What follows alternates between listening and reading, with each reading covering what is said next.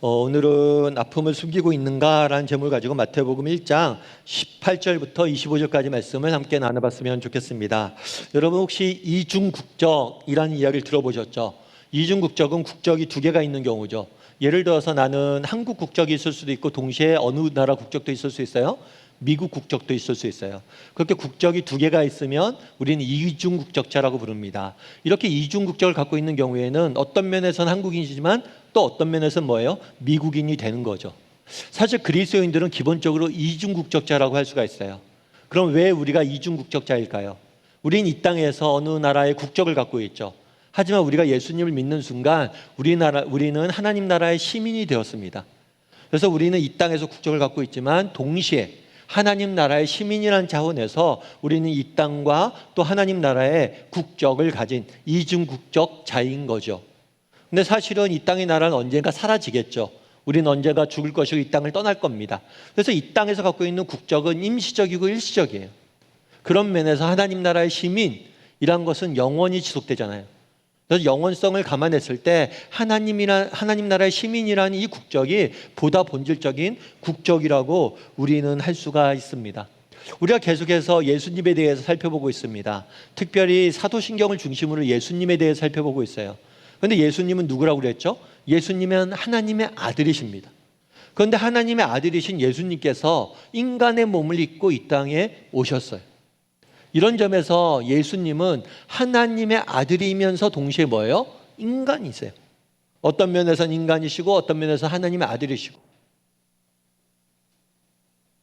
그러면 하나님의 아들이신 예수님께서 왜 인간의 몸을 입고 이 땅에 오셨을까요? 왜 인간이 되셨을까요?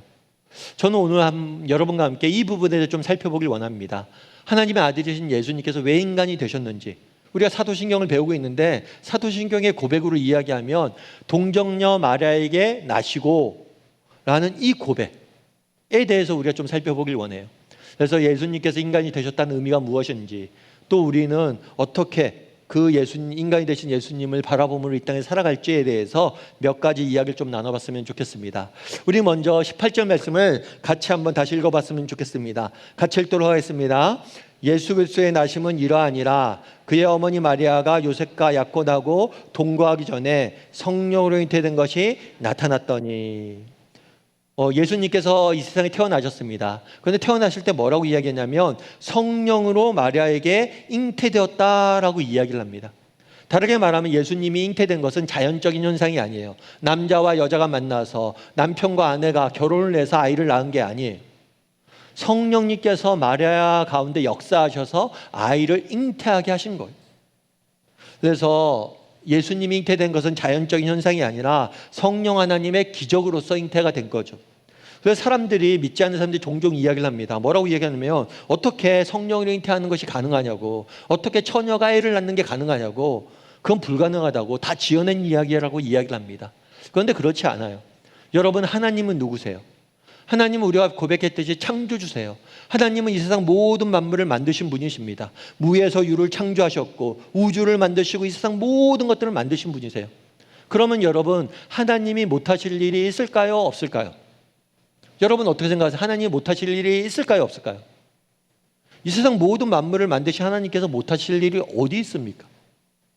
하나님은 이 세상 모든 만물을 만드시고 기적을 행하시는 분이세요. 따라서 성령으로 잉태되는 것, 처녀가 아이를 낳는 것, 불가능한 일이 아닙니다. 하나님의 역사로, 하나님의 기적으로 이 모든 것들은 가능해지는 것. 그래서 성령 하나님의 능력으로 예수님은 인간의 몸을 입고 이 땅에 오셨습니다. 그런데 예수님께서 처녀에게 잉태가 됐어요. 이렇게 예수님의 잉태된 사건은 우연히 일어난 일이 아닙니다. 이 사건은 오래전부터 성경에 예언된 일이었어요. 우리 오늘 본문의 23절 말씀을 같이 한번 읽어볼까요? 같이 읽도록 하겠습니다. 보라, 처녀가 잉태하여 아들을 낳을 것이요 그의 이름을 임마누엘을 하리라 하셨으니 이를 번역한 즉 하나님이 우리와 함께 계시다 함이라. 뭐냐면 예수님께서 오늘 마리아에게 잉태가 되셨습니다. 그런데 이것을 이미 오래전에 성경에서 예언된 일이다 라고 오늘 본문은 이야기하고 있는 거예요. 그럼 언제 예언이 됐을까요? 이사야서 7장 14절에는 이렇게 이야기합니다. 우리 7장 14절 말씀 같이 한번 읽어볼까요? 같이 읽도록 하겠습니다. 그러므로 주께서 친히 징조를 너희에게 주실 것이라. 보라, 처녀가 잉태하여 아들을 낳을 것이요 그의 이름을 임마누엘이라 하리라. 이사야는 구약 시대에 활동했던 선지자예요. 구약 시대 때 이스라엘 백성들에게 하나님의 말씀을 전하는 사람이었어요. 그런데 이사야는 언제 활동했냐면 예수님이 탄생하기 700년 전에 활동했어요. 그런데 700년 전에 활동했던 이사야가 미리 예수님의 탄생에 대해서 예언해 놓은 거예요. 뭐라고 예언했어요? 처녀가 잉태하여 아들을 낳을 것이다. 예수님께서 동정녀 마리아가 낳으실 것임을 700년 전에 예언해 두었고 또 실제로 그것이 오늘날 성취가 된 것입니다. 지난주에도 나눈 것처럼 예언의 성취, 이것은 기독교만이, 성경만이 갖고 있는 독특한 특징이에요. 이 세상 어떤 종교도, 이 세상 어떤 철학도 그 종교의 창시자가 태어나기 수백 년 전에 그가 어떤 모습으로 이 땅에 오실지에 대해서 예언해 둔 경전이 없어요. 어떤 성경도, 어떤 철학도, 어떤 종교도 그 창시자의 탄생을 예언해 둔 종교는 없습니다. 유일하게 기독교만이, 유일하게 성경만이 수백 년 전에 예수님의 탄생을 예언해 두었고 그것이 실제로 이루어진 거예요. 그런데 더 재밌는 것은 단순히 이사야 선지자가 처음 예수님의 탄생을 예언한 게 아니란 거예요. 동정녀에게, 처녀에게 예수님이 태어날 것이라는 사실을 이사야가 처음 예언해 놓은 게 아니에요. 이사야가 이 땅에 오기 전에, 훨씬 더 전에, 수천 년 전에 이미 예언되어 있었습니다. 우리 창세기 3장 15절 말씀을 같이 한번 읽어볼까요? 같이 읽도록 하겠습니다. 내가 너로 여자와 원수가 되게 하고 내 후손도 여자의 후손과 원수가 되게 하리니 여자의 후손은 내 머리를 상하게 할 것이요 너는 그의 발꿈치를 상하게 할 것이니라 하시고. 이 말씀은 창세기라는 책에 나온 이야기예요. 창세기는 성경의 첫 책이에요. 창세기에는 최초의 인간인 아담에 대한 이야기가 나옵니다. 하나님께서 아담을 지으셨어요. 그런데 아담이 사단의 유혹에 빠집니다. 그래서 하나님이 금하신 과일을 먹게 되고 하나님 말씀에 불순종하고 죄를 범하게 돼요. 그러자 하나님께서 나타나서 아담을 유혹한 사단에게 책망을 하십니다. 그러면서 이야기하는 거예요. 내가 너로 여자와 원수가 되게 하고 내 후손도 여자의 후손과 원수가 되게 할 것이다. 여자의 후손은 내 머리를 상하게 할 것이다. 여자의 후손이라고 이야기해요. 이것은 굉장히 이상한 표현입니다. 왜냐하면 구약 시대에는 남성 중심의 사회였어요. 그래서 남자의 아들, 남자의 후손이라는 이야기를 하는 거예요. 예를 들면 그런 거죠. 아브라함의 후손이, 다윗의 자손이 너의 머리를 상하게 할 것이다. 이렇게 말하지 않아요. 남자의 자손이, 남자의 후손이라고 표현하지 않아요. 여자의 후손이라고 표현합니다. 왜요? 이 여자의 후손은 누굴 가리키냐면 예수님을 가리키는 거예요. 예수님께서 여자에게서, 동정녀에게서 태어날 것이라는 것을 미리 성경은 예언해 둔 것. 그리고 실제로 그것들을 뭐예요? 수천 년 뒤에 그대로 이루어진 것입니다. 이것은 성경만이 갖고 있는 유일한 독특한 특징이에요. 뿐만 아니라 이런 예언의 성취와 더불어 일관성, 통일성, 이것은 성경이 갖고 있는 독특한 특징이에요. 조시 맥도웰이라는 분은 이렇게 이야기합니다. 뭐라고 이야기하냐면 성경은 1500년 동안 바벨론으로부터 시작해서 로마에 이르기까지 다양한 장소에서 쓰여졌다. 저자는 40명 이상으로 왕, 소장농, 시인, 목축업자, 어부, 과학자, 농장주, 제사장, 목자, 장막 만드는 사람, 관리 등 다양한 신분을 가지고 있었다. 또 광야, 동굴, 감옥과 궁궐, 외로운 섬과 전쟁터 등 다양한 장소에서 쓰여졌다. 그럼에도 불구하고 성경은 수백 가지 주제에 대해 일관된 입장을 취하고 있으며 신뢰성을 갖고 있다. 그리고 처음부터 끝까지 예수 그리스도를 통한 하나님의 인간 구원이라는 한 가지 이야기를 하고 있다. 어떤 사람이라도 이런 책을 지어낼 수 없을 것이다. 무슨 얘기입니까? 성경은 다양한 사람들이 썼어요. 직업이 다양해요. 왕이고 학자, 똑똑한 사람들도 성경을 썼어요. 하지만 농부, 목축업자, 목자, 정말 글도 제대로 못 배운 사람도 성경을 썼습니다. 그런데 이 다양한 사람들이 성경을 썼는데 또 장소도 다양해요. 어떤 사람은 궁궐에서, 어떤 사람은 감옥에서, 어떤 사람은 외로운 섬에서, 섬에 갇혀서 성경을 썼어요. 그런데 이렇게 다양한 사람들, 다양한 시대, 다양한 장소에 성경이 쓰여졌는데 성경은 일관된 이야기를 전하고 있다는 거예요. 통일된 입장을 전하고 있다는 거예요. 사실 여러분, 이게 가능할까요? 사실 이게 불가능합니다. 여러분 중에서 혹시 종로서적 아세요? 종로서적? 저희가 대학교 때는 종로서적에서 약속을 많이 잡았던 것 같아요. 종로서적 앞에서 보자. 여러분, 그러면 종로서적에 가면 메모지를 비치해뒀어요. 그리고 그 당시 메모지를 나눠줬어요. 기억나세요? 왜 메모지를 나눠줬을까요? 제가 누구랑 약속을 합니다. 야, 서적 앞에서 보자. 근데 시간 맞춰서 걔가 안 와요.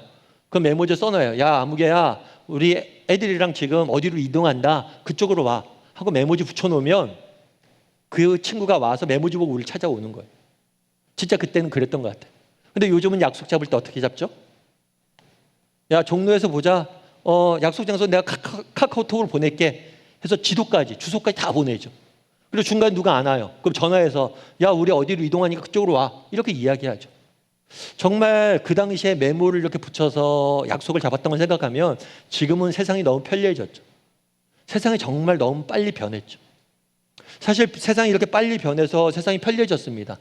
그런데 이게 좋은 것만은 아니에요. 세상이 너무 빨리 변하다 보니까 안 좋은 점들도 있죠. 뭐가 있을까요? 예전에는 할아버지도 농부였어요. 아버지도 농부였어요. 아들도 농부였어요. 그러다 보니까 뭐냐면 할아버지가 농사를 지으면서 배웠던 지식이 아들이나 손자에게 도움이 됐어요. 그래서 나이가 든다는 것은 많은 경험을 했다는 거고, 많은 경험을 했다는 것은 지혜로운 사람이라는 상징이었어요. 하지만 요즘 내가 했던 경험이 후배들에게 도움이 되나요? 자녀들에게 도움이 되나요? 도움이 안 돼요. 왜요? 세상이 너무 변했기 때문에. 내가 했던 경험은 추억 이상이 아니에요. 그래서 괜히 우리가 아버지들이 야, 나 때는 이랬는데 너 왜 그렇게 공부 안 하냐 이런 얘기하면 뭐가 돼요? 나 때는 이야기하는 사람 되고 꼰대가 되는 거죠. 왜냐하면 우리의 경험이 더 이상 지식이 되지 않아요. 다음 세대에게 도움이 되지 않아요. 그러다 보니 왜? 세상이 그만큼 변했기 때문이죠. 그러다 보니까 부모 세대와 다음 세대, 자녀 세대의 대화가 안 되죠. 왜요? 경험도 다르고 생각하는 것도 다르고 환경이 전혀 다른 거예요. 그래서 요즘 부모 세대와 자녀 세대 간의 소통도 안 되고 갈등이 얼마나 큽니까? 그런데 여러분 한번 생각해 보세요. 지금 부모와 자녀 사이도 이렇게 대화가 안 되는데 조선시대 사람과 여러분들이 만나면 대화가 될 것 같습니까? 조선시대 사람들과 만나서 인권에 대해서, 남녀 평등에 대해서 이야기한다면 이야기가 될까요? 전혀 되지 않아요. 왜요? 그들은 종이 존재하는 사회에 살고 있었어요. 여성의 인권은 바닥이었어요. 다르게 말하면 조선시대 사람과 만나서 우리가 이야기하면 얘기가 되지 않습니다. 그런데 수천 년 전 사람이나 지금 사람이나 똑같은 메시지를 성경은 전하고 있는 거예요. 똑같은 주제에 대해서 똑같은 단일한 입장과 단일한 이야기를 전하고 있는 거예요. 그리고 그것이 동일하게 지금 이루어지고 있는 거예요. 이게 어떻게 가능하냐는 거예요. 그게 가능한 이유는 인간이 쓴 책이 아니기 때문이에요. 성경은 하나님이 쓴 책이기 때문입니다. 그래서 근대 과학혁명에서 가장 큰 공헌을 했던 물리학자인 아이작 뉴턴은 이렇게 결론 지어요. 뭐라고 결론 짓냐면 성경의 역사적 신빙성은 어떤 일반 역사보다 믿을 만한 확증이 있다. 예언의 성취와 통일성은 성경만이, 기독교만이 갖고 있는 독특한 특징입니다. 성경은 뭐라고 이야기합니까? 성령으로 하나님 예수님께서 잉태될 것이라고 수천 년 전에 예언해 두었어요. 그리고 실제로 그 예언 그대로 예수님께서는 이 땅에 오셨습니다. 그렇다면 왜 예수님께서는 인간의 몸을 입고 이 땅에 오셨을까요? 우리 히브리서 말씀을 같이 한번 읽어볼까요? 같이 한번 읽어봤으면 좋겠습니다. 같이 읽도록 하겠습니다. 우리에게 있는 대제사장은 우리의 연약함을 동정하지 못하실 리가 아니요 모든 일에 우리와 똑같이 시험은 받으시니로되 죄는 없으시니라. 여기서 대제사장은 누굴 가리킬까요? 예수님을 가리킵니다. 예수님의 중요한 직분 중에 하나는 제사장이에요. 제사장. 지난주에 우리 그리스도에 대해서 배웠죠. 그리스도는 기름 부은 자라고 우리가 배웠습니다. 구약시대에 기름은 누구에게 붓는다고 그랬어요? 어떤 사람들에게 기름을 붓는다고 그랬어요? 선지자, 왕, 제사장. 기억나시죠? 전혀 처음 듣는 것처럼 보시는데 그래서 제가 목사합니다. 여러분들이 다 기억하면 제가 어떻게 목사하겠어요? 아무튼 그리스도에 대해서 배웠는데 그리스도의 직분 중에 하나, 예수님의 직분 중에 하나가 제사장이에요. 예수님이 우리의 제사장 되신다는 거예요. 대제사장. 그럼 왜 예수님이 제사장이 될까요? 여러분, 제사장은 어떤 사람이에요? 제사장은 제사를 드리는 사람입니다.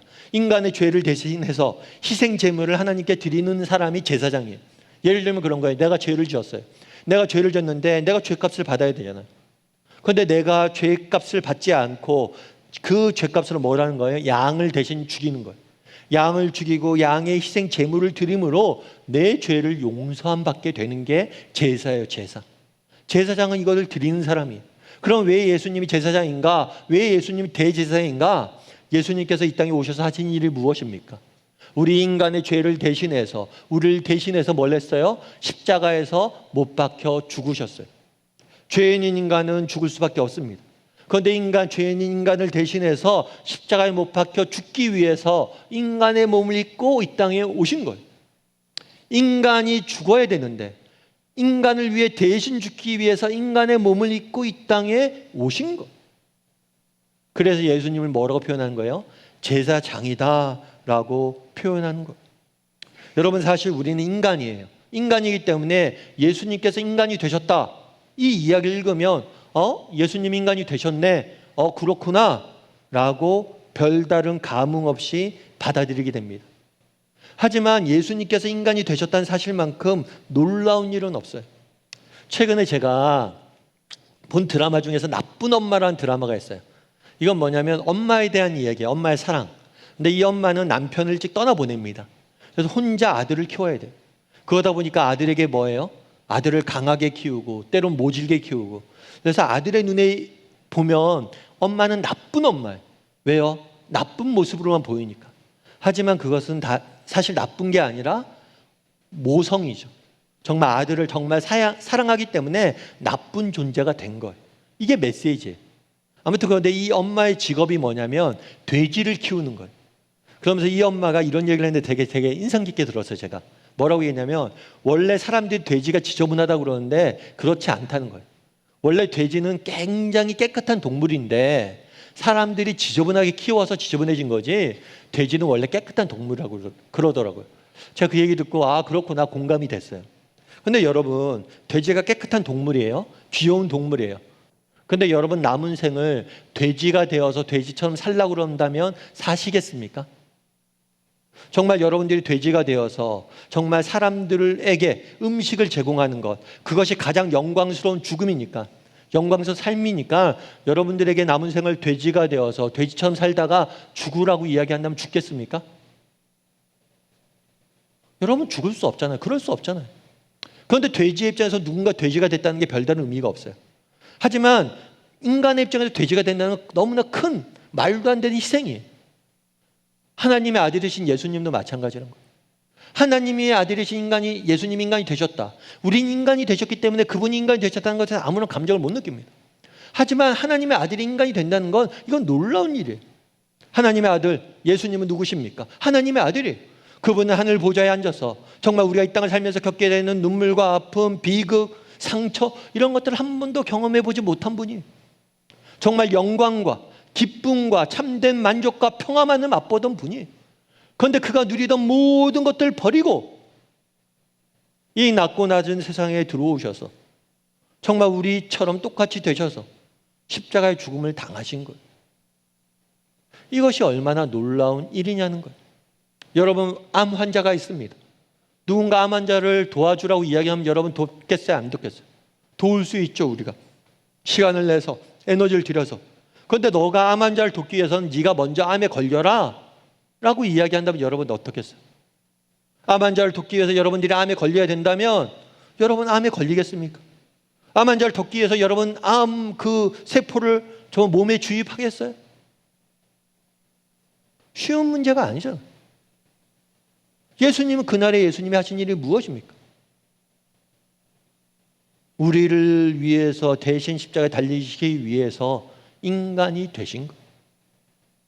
이것이 얼마나 놀라운 사랑이고 놀라운 은혜인지 우리가 알아야 됩니다.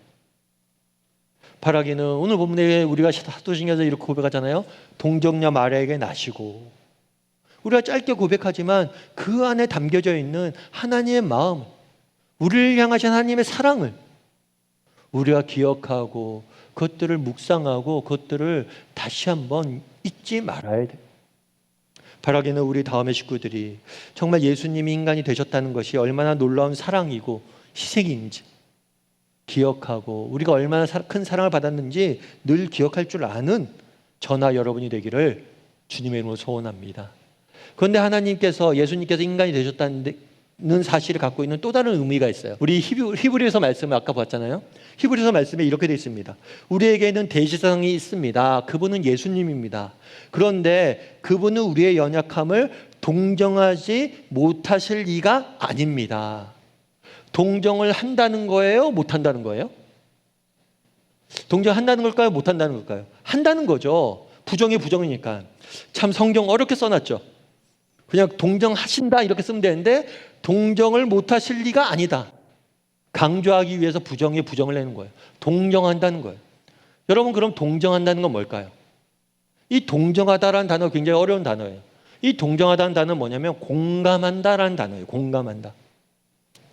보다 원어의 의미를 살리면 뭐냐면 함께 고통을 당한다 이런 의미예요. 예수님은 우리의 아픔을 공감하십니다. 왜냐하면 우리와 함께 고통을 당하셨기 때문입니다. 왜냐하면 우리와 똑같이 고통을 당하셨기 때문입니다. 라고 성경은 말하는 거예요. 오늘 본문에 보면 예수님께서 여인의 몸에 잉태됐다라고 이야기를 합니다. 다르게 이야기하면 예수님은 이 땅에 아기의 모습으로 태어나셨어요. 몸에 잉태되어서 아기의 모습으로 태어나셨어요. 그럼 생각해 보면 예수님이 인간의 모습으로 이 땅에 오시는데 왜 아기의 모습으로 오셨을까요? 우리는 어렸을 때부터 예수님이 탄생하셨습니다 라고 들었기 때문에 자연스럽게 받아들여요. 그런데 왜 하필이면 아기의 모습으로 왔을까요? 성인의 모습으로 안 오고 성인의 모습으로 하늘에서 내려오는 거예요. 예수님이 오늘 쭉 내려옵니다. 그럼 사람들이 뭐라고 생각했어? 와, 저분이 누구야? 하늘에서부터 오신 분이다. 하나님의 아들인가 봐. 이렇게 보지 않겠어요? 그런데 인간의 모습으로 왔어요. 아기의 모습으로 왔어요. 그러다 보니까 나중에 예수님이 자기가 하나님의 아들이라고 그러니까 사람들이 비웃었어요. 왜 아기의 모습으로 오셨냐는 거예요. 그냥 성인의 모습으로 하늘로부터 이렇게 내려와서 그냥 죽으시면 되는데 왜 하늘로부터 내려오셨냐는 거예요. 그 이유는 오늘 본문에 뭐라고 됐어요? 동정하기 위해서, 공감하기 위해서, 함께 느끼기 위해서. 예수님은 어린 아이의 모습으로 태어났습니다. 뿐만 아니라 좋은 집안에, 좋은 나라에, 좋은 환경에 태어나지 않았어요. 나라를 잃은, 나라를 뺏긴 어떤 민족에, 그 민족에 있는 변두리 땅에 목수라는 별 볼일 없는 직업을 가진 아버지의 아들로 태어났어요. 그리고 스스로도 목수였습니다. 예수님은 정말 아기가 되어서 이 땅을 살아가면서 정말 인간이 우리가 겪어야 될 이 땅에서 겪을 수밖에 없는 눈물과 아픔과 슬픔과 배고픔과 좌절과 상처와 외로움과 고통을 다 경험하신 거예요. 왜요? 내가 너희와 함께 고통당하고 너희와 공감하고 다르게 말하면 내가 너희의 아픔을 안다라고 말하기 위해서 그런 겁니다. 하와이에 모라카이라는 섬이 있어요. 하와이 군도에. 이 모라카이라는 섬엔 나병 환자들이 모여 사는 섬이에요. 그래서 이곳에 나병 환자들이 모여 사니까 다미안이라는 신부님께서 이 나병 환자 촌에 가셨어요. 가셔서 나병 환자를 도와주고 있었어요. 그런데 정말 수년 동안 나병 환자를 돕고 열심히 그들을 섬기고 있는데 이상하게 나병 환자들이 마음의 문을 열지 않는 것. 그래서 이상하다. 내가 사랑이 부족했나, 정성이 부족했나, 섬김이 부족했나. 그래서 열심히 그들을 섬깁니다. 그러던 어느 날 주일날 아침에 물을 끓이고 있었어요. 물을 끓이고 있었는데 이 끓이던 물을 주전자를 탁 쳐서 물이 쏟아졌어요. 쏟아졌는데 깜짝 놀랐어요. 왜 놀랐을까요? 물이 쏟아져서 뜨거워서? 아니요. 물이 쏟아졌는데 다리에 뜨거운 물이 부어졌어요. 그런데 다리가 아프지 않은 거예요. 나병은 어떤 병이냐? 고통을 못 느끼는 병이에요. 고통을 느끼는 감각이 사라지는 병이에요. 그 순간 깨달은 거죠. 아, 나도 나병에 걸렸구나. 그래서 그날 미사를 드립니다. 미사를 드리는데 첫 마디가 뭐였냐면 그거였어요. 우리 나병 환자 여러분. 우리 나병 환자 여러분. 그 말을 듣자 그곳에 모여있던 나병 환자들이 곳곳에서 눈물을 보이기 시작했어요. 우리 나병 환자 여러분. 예수님께서 왜 그날에 인간의 몸을 입고 오셨냐는 거예요. 우리 연약한 인간들아.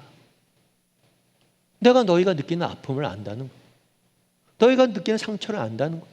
너희가 느끼는 고통과 고민과 슬픔과 눈물을 안다는 거예요. 우리 연약한 인간들아. 여러분, 집안에 숨기고 싶은 이야기가 있습니까? 예수님은 집안에 숨기고 싶은 이야기가 있었어요. 출생의 비밀이 있었던 거죠. 사람들이 예수님을 보고 손가락질했습니다. 쟤는 결혼하기 전에 낳은 아이래. 쟤는 율법을 어겨서 낳은 아이래. 자랑할 만한 배경이 없습니까? 예수님은 없으셨어요. 아버지가 목수였고 변두리 지방에 누구도 주목하지 않는 집안의 지방의 그런 평범한 삶을 살았어요. 억울하게 욕먹은 일이 있습니까? 예수님은 심지어 정말 병든 자를 고치고 환자를 치료했음에도 불구하고 욕먹었어요. 서원을 베풀고도 욕먹었어요. 친구들이 당신을 실망시켰습니까? 3년 동안 훈련시켰던 제자들이 정작 필요한 순간에 다 떠났어요. 홀로 남아있어야 됐습니다.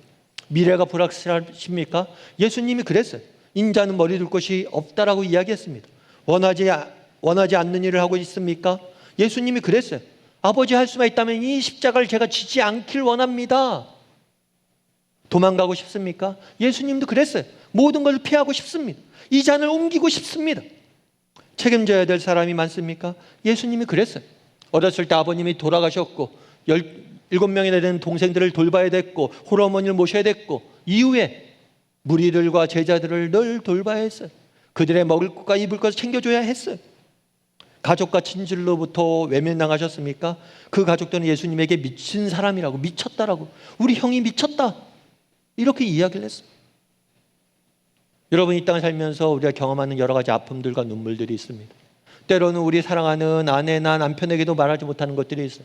사랑하는 형제들에게도 말하지 못하는 그런 눈물과 아픔들이 있습니다. 상처들이 있습니다. 괴로움들이 있습니다. 하지만 그것들을 누가 알아요? 예수님은 아세요. 여러분, 신약 성경을 한번 쭉 돌아보세요. 나중에 복음서의 이야기를 쭉 살펴보십시오. 예수님이 어떤 삶을 살아셨는지, 그 생은 태어나면서부터 시작해서 죽을 때까지 눈물과 아픔과 상처가 가득 드리워져 있어요. 왜요? 우리의 아픔을 함께 아시기 위해서. 우리 상처받은 인간들아, 우리 숨기고 싶은 것이 너무 많은 인간들아, 우리 밤마다 눈물 흘리는 인간들아, 우리 절망 가운데 있는 인간들아, 우리라고 말씀하시기 위해서 그러셨던 거예요. 바라기는 여러분 마음에 상처가 있습니까? 아픔이 있습니까? 정말 예수님에게 가져갔으면 좋겠어요. 정말 예수님이 가져가면 그분이 여러분의 아픔을 만질 거예요. 그리고 여러분들 치유하실 거예요. 바라기는 우리 다음의 식구들이 날마다 정말 우리의 인생의 문제를 가지고 우리 아픔을 아시는 그분에게 내어놓을 줄 아는 저나 여러분이 되기를 주님의 이름으로 소원합니다. 마지막으로 한 가지 기억할 것이 있습니다. 그것은 마태복음 25장 40절 말씀이에요. 같이 한번 읽어볼까요? 같이 읽도록 하겠습니다. 임금이 대답하여 이르시되 내가 진실로 너희에게 이르노니 너희가 여기 내 형제 중에 지극히 작은 자 하나에게 한 것이 곧 내게 한 것이니라 하시고, 예수님이 가르쳤던 비유 중에 일부분이에요. 언젠가 우리는 하나님 나라에 갈 거예요. 하나님 나라에 가면 너희가 이런 이야기를 들을 것이다 라고 말씀하시면서 하신 얘기예요. 어떤 이야기냐면 지극히 작은 자에게 한 것이 뭐예요? 나에게 한 것이다. 사람들에게 이야기합니다. 하나님께서 너희가 나를 그렇게 환대해 주고 너희가 나를 그렇게 도와줘서 감사하다, 고맙다. 아니 하나님, 예수님, 제가 언제 예수님을 도와줬습니까?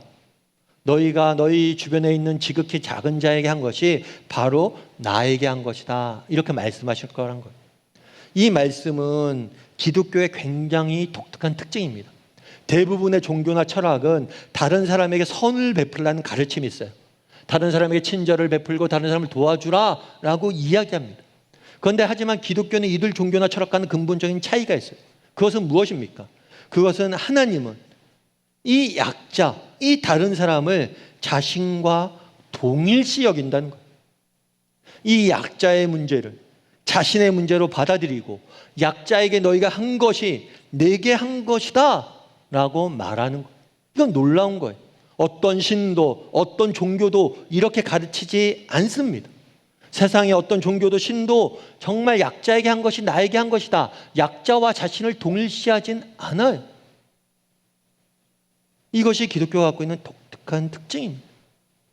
그날에 예수님께서는 아기의 모습으로 이 땅에 오셨어요. 여러분, 아기하면 어떤 생각이 드세요? 아기하면 귀엽고 사랑스럽고 순수하고 이런 이미지를 갖고 있습니다. 그런데 아기에게는 이런 이미지도 있지만 아기의 또 다른 이미지는 뭐냐면 무능이에요. 무능. 아기는 아무것도 할 수 없습니다. 아무것도 할 수 없는 존재가 아기예요. 스스로는 먹을 것도 구할 수 없고 입을 것도 입을 수 없고 잘 수도 없어요. 누군가의 도움을 받아야 되는 게 아기예요. 그런데 예수님은 어떤 모습으로 오셨습니까? 아기 예수님으로 오셨어요. 가장 무능한 존재로 오셨어요. 그리고 자신의 운명을 누구에게 맡겼습니까? 그 아버지 헤롯과 그 어머니 마리아에게 맡기셨어요. 그 당시에 헤롯은, 유대 왕인 헤롯은 예수님을 찾아 죽이려고 살기가 등등했습니다. 어린아이를 닥치내도 잡아 죽였어요. 그 위험한 땅에 정말 그 아버지 요셉과 그 어머니 마리아에게 자신의 운명을 맡기신 거예요. 너무나 연약하고 무능한 모습으로 이 땅에 예수님은 오셨습니다. 성경은 예수님께서 이 땅에 인간의 몸을 입고 오셨다라고 가르칩니다. 그런데 여전히 지금도 예수님은 인간의 몸을 입고 이 땅에 오고 계십니다. 정말 많은 사람들이 이야기합니다. 인간의 모습으로 오신 예수님을 보고 싶다고. 아니요, 지금도 여전히 그분은 인간의 몸을 입고 이 땅에 오고 계십니다. 어떤 모습으로 오고 계십니까? 우리 주변의 가장 작은 자의 모습으로, 우리의 도움이 필요한 약자의 모습으로 여전히 예수님은 오고 계신 거예요. 우리가 정말 우리 주변에 있는 작은 자 한 명을 우리가 섬기고 돌볼 때 우리는 예수님, 아기 예수님을 맞이하는 것입니다. 아기 예수님을 만나고 그분을 맞이하는 것. 여러분, 아기 예수님을 만나고 싶습니까? 그분을 맞이하고 싶습니까? 우리의 손과 발을 들어 우리의 도움이 필요한 사람들 섬기는 그 자리로 가십시오. 그곳에 아기 예수님이 계신 것. 여러분, 이광기라는 배우를 아마 아시는 분은 아실 거예요. 물론 그렇게 굉장히 유명한 배우는 아니기 때문에 잘 모를 수도 있는데 이런 배우가 있어요. 그런데 이 이광기 씨는 어느 날 이 가정에 비극이 닥칩니다. 어린 아들이 신종플루로 인해서 사망한 거예요. 신종플루가 걸렸는데 아이가 죽었어요. 얼마나 가슴이 아픕니까? 아이를 잃고 슬픔 속에 오랫동안 지내고 있었어요. 그런데 그 당시에 어떤 일이 있었냐면 IT란 지역의 나라에 대지진이 일어났습니다. 그래서 많은 지진으로 해서 수많은 사람들이 목숨을 잃고 정말 그곳에 부모를 잃은 아이들이 너무 많다는 소식을 뉴스로 접했어요. 그래서 이 사람이 뭘 했냐면 아들이 죽었잖아요. 아들이 죽으니까 보험을 들어왔는데 사망보험금이 나온 거예요. 그래서 이 보험금 일체를 전부를 IT를 돕는 데 썼어요. 보냈어요. 후원을 한 거죠. 이 소식이 나중에 알려집니다. 알려지자 어떤 방송국에서 이게 방송 프로그램에서 제안을 한 거예요. 뭘 하냐면 IT에서 직접 봉사를 하는 모습을 담고 싶다고. 그래서 이 이광기 씨가 이렇게 IT로 간 거죠. 그 당시를 회고하면서 이렇게 이야기해요. 솔직히 미쳤다고 생각했어요. 내가 지금 어떤 상황인데 아들을 떠나보내고 3개월도 안 된 나에게 IT에 봉사를 가라고요? 미친 이야기 아닌가? 이런 생각이 들었대요. 그런데 하나님 앞에 기도했대요. 그런데 하나님이 그런 마음을 주시더래요. 가라고. 그래서 IT에 갔습니다. IT에 갔는데 IT에 가서 보니까 그 현실이 너무 참담한 거죠. 수많은 사람들이 죽고 정말 곳곳에 그 시체가 질비하고 그 냄새와 그리고 어머니를 잃은 아이들의 눈물과 울음바다와 차마 볼 수가 없는 비극이. 그런데 그곳에 가서 세손이라는 아이를 만났대요. 이 세손이라는 아이는 자기 아들과 똑같은 나이였어요. 그래서 이 세손이라는 아이를 만나서 이 아이를 안아주는데 이 아이가 자기 품에 안겨서 엉엉 울더래요. 그런데 그 엉엉 우는 이 아이를 딱 안는 순간 그동안 자기가 아들을 잃고 겪었던 슬픔과 아픔과 상처가 씻기는 걸 느꼈대. 치유되고 회복되는 걸 느꼈대. 정말 약자, 정말 눈물 흘린 자를 품으니까 내 눈물이 사라진 것을 느꼈다는 거예요. 그러면서 이분이 뭐라고 썼냐면 이런 이야기를 썼더라고요. 새손이 나를 확 끌어안았을 때 내가 여기에 온 이유가 있었구나. 이 아이를 만나려고 왔구나 라는 생각이 들었습니다. 마치 아들을 다시 만난 듯 했어요. 얼마나 울었는지 모릅니다. 그리고 그날 밤 숙소에서 잠들었는데 이별한 지 100일 만에 아들이 꿈에 나타났어요. 아들이 꿈에 나타난 건 상처가 어느 정도 씻겼다는 거겠죠. 그런데 아들이 너무나 아름다운 모습을 하고는 자신은 하나님과 잘 있으니 울지 말고 친구들 많이 도와주라고 말하더군요. 그래서 그 세 손을 안으면서 오히려 자기가 상처가 치유됐다는 거예요. 그러면서 제가 이분의 인터뷰를 읽으면서 이 표현이 되게 많이 와닿더라고요. 울지 말고 친구들 많이 도와주라고. 예수님도 마찬가지가 아니었을까? 작은 소자에게 한 것이 나에게 한 것이다. 그날의 예수님은 아기의 모습으로 이 땅에 오셨습니다. 여전히 정말 완전히 무능한 존재로 이 땅에 오셨어요. 그리고 여전히 오고 계십니다. 정말 우리 주변에 약한 자, 가난한 자, 소외된 자를 우리가 도울 때 우리는 예수님을 맞이하는 것. 바라기는 우리는 하나님의 사랑을 아는 사람들이잖아요. 예수님의 사랑을 아는 사람들이잖아요.